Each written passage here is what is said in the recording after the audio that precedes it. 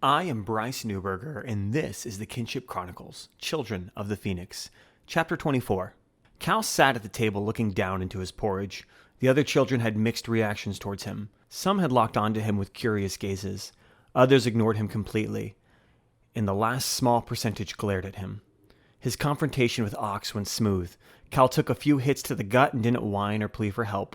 He just stared at Ox with an unspoken question. The pain was reminiscent of home to him, and for that he was almost glad. He didn't understand it, but he didn't need to.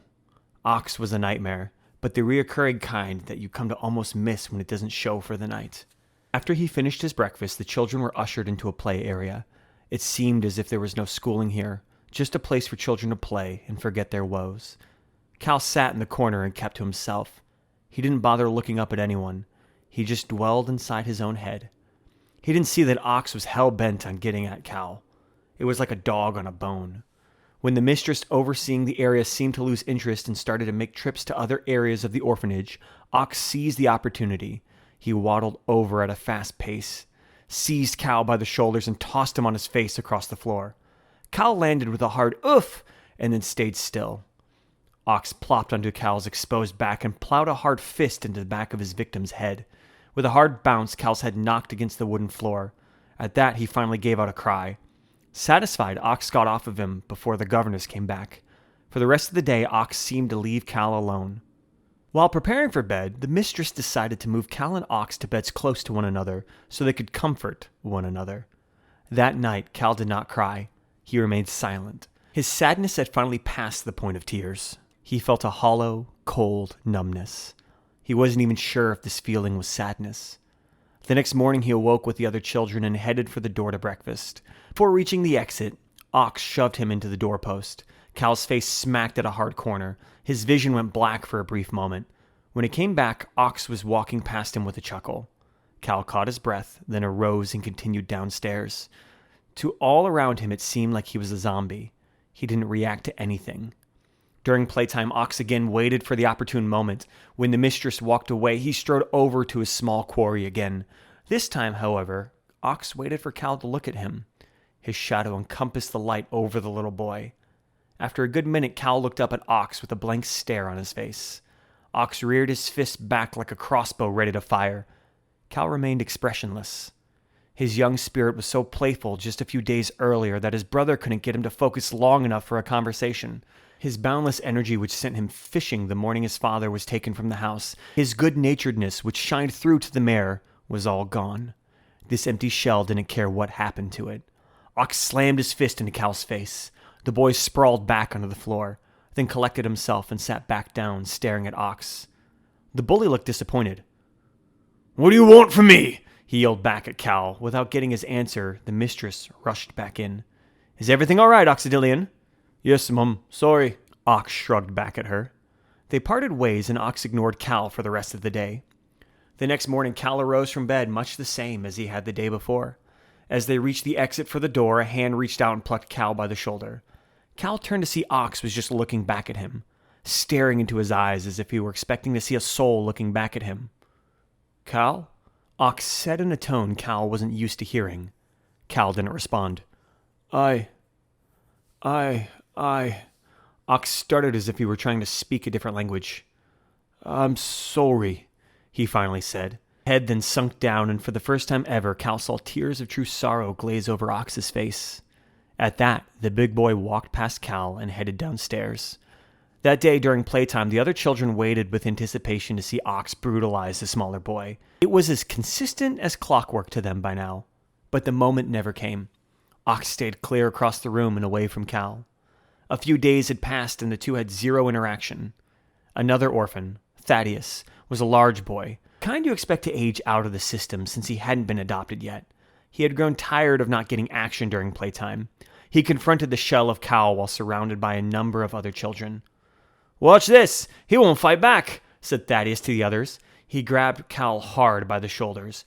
Before Thaddeus could do anything, he felt a large, hard fist jab into his ribs. The big boy cried out and jumped backwards. There stood Ox. "Leave him alone," said the former bully with a hard-set look of determination on his face. Cal finally showed an expression. Awe. Thaddeus took the hint and scampered away, leaving the other children disappointed. Ox looked down at Cal. The two met each other's gazes and seemed to have some sort of unspoken understanding. Then Ox sat down next to Cal, where they remained silent. Andrew rolled his shoulders in exhaustion. His vestments were so heavy after a long, boring day of doing nothing. He often wondered why he even wore armor for this post. Thieves and robbers were miles away. Even vagabonds gave this place a wide berth. He walked up the steps into the outlook. The sun was currently in his eyes, which made for a horrible strategic vantage point, but he only wanted to watch the sunset. When the last glimmer of sun was gone, his relief would arrive, and he would go home, sleep, and do this again in the morning. The stars were just beginning to gleam as the last glimpse of the sun depleted. There was a scraping and dragging behind him. His relief was a bit early, but he wasn't going to complain. Off duty was off duty. He removed his helmet and rubbed his brow. "I don't know how you stay awake for the night shift, Arl," he said to the night watchman. But the relief guard didn't hear him, because Arl wasn't early. He was still getting his boots laced together back at his house. Andrew turned towards the uncomfortable silence to see a nearly naked man-like creature with 8 arms looking back at him. He was wearing a loincloth that depicted a hand with fire burning in the palm. Andrew had never seen a terror before, so he didn't know how to react to ex-Regent Mage Artemis. But it didn't matter because Andrew's head exploded before he could react. That night, Ox laid facing Cal's bed. After all the other children were probably sleeping, Ox whispered to Cal, "I'm so sorry for everything." Cal rolled around to face his ex-arch-nemesis. "I think I understand," Cal said with a furrowed brow. "Being a jerk was how you handled things." Ox nodded slowly, not too sure of his own self-reflection. "I barely missed that drunkard of a father who hit me every night. You lost a good family." He paused and began a new sentence. "There's something I need to tell you," he said with consternation. Cal began to get a headache. He was so exhausted for some reason. It was hard to focus. "What?" The bigger boy stammered for a bit, then began to whimper and cry. Cal rubbed his forehead. It felt like the inside of his brain was itching. For some reason, Cal got a picture of Eldrich laying in the grass in the dark next to him. "Never mind." Ox rolled over and feigned sleep as he shuddered while surrounded by his own personal demons. Cal's vision showed him pick up a branch and club Eldrich in the back of his head. His brother hit the ground dead to the world. Armored boots could be heard approaching. Ox thought to himself, "I killed your brother, Cal. I killed him and left him in the forest. I'm so sorry. I'm so sorry. I'm so sorry." Cal sat up and looked at Ox. "You did what?" he exclaimed, though it wasn't a question. All around the room, the other children awoke as Cal jumped into Ox's bed and began to strangle the larger boy. You! Cal yelled with fury. Ox thrust Cal off of him and onto the floor. He rolled out of the bed and began to gasp for air. Cal screamed, "You killed my brother!" "I'm sorry!" Ox staggered back against the window. There was no rationality from Cal. He was a pool of hatred and vengeance. A mistress rushed in and inquired with bewilderment, "What in heavens is going on?" Cal pointed at Ox, dropped to his knees, and screamed in anguish and pain. The window shattered behind Ox. Everyone ducked and covered their heads from the shattering glass. The shrapnel dug into Ox's skin where lacerations formed and blood flowed. Ox pleaded, I didn't! Cal pounded his fist into the wood as he accused Ox with, "You did!" The shockwave from the impact started as a crack from his fist and then erupted into a torrent of splintering wood as the area of the orphanage Ox was standing on turned into rubble. Ox, the bully of Ridgewood, fell from the 2-story building and into chaos. Cal was still screaming. The other children were screaming. The governess was screaming.